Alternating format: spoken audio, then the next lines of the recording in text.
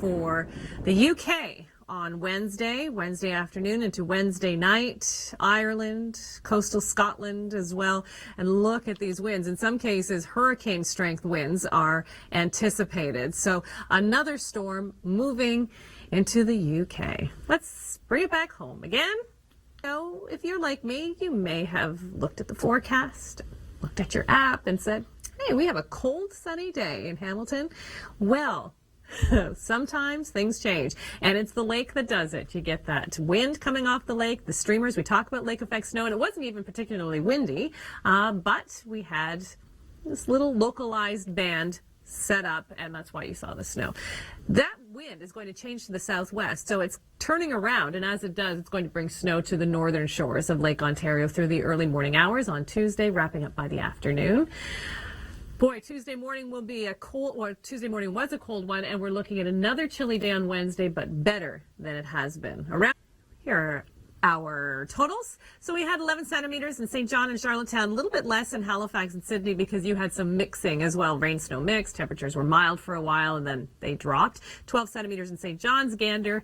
There's 14 for you. So now what happens? For the long-range forecast, at least the next 24 hours, still cold. Yes, temperatures are still below seasonal, but you don't have a lot of action until later in the week. And then Thursday into Friday, a couple of systems moving in, and that will be your bigger story in the long-range forecast. So here are the next 3 days across the east. Temperatures cold, but starting to recover by the end of the week. So how have you been dealing with these temperatures? I mean, look at this, minus 22 to start the day on Wednesday morning. Are you idling your car for a long period of time? We asked the people in Toronto.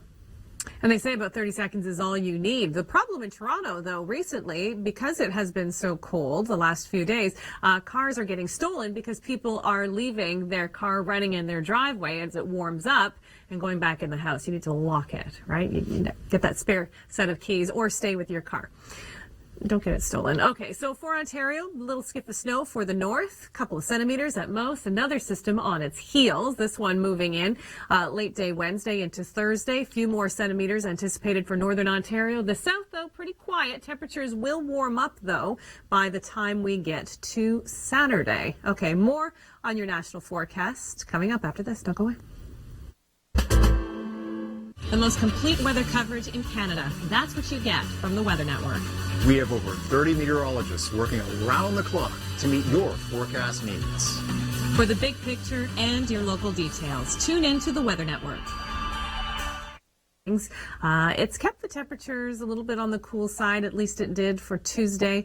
Temperatures in Vancouver around 6 degrees or 5 degrees, but it's because of that cloud taking its time breaking up. No real systems, however. You will start to see that rain come Wednesday, but we've got a lot of mild air in BC, warmer air moving across Alberta, even Saskatchewan and Manitoba will get into some of that milder air in the long-range forecast. There's our purple well to the north. I got a tweet today from somebody in Whitehorse saying that the temperature was 0. And of course I looked it up immediately and said, I thought, does she mean Celsius? And yes, she did. So yeah, some very mild air in the Yukon in comparison to other parts of the country, certainly the eastern half of the country. So I mentioned that it's been pretty dry. You should get a little more sunshine through the day on Wednesday. Again, expect that foggy start.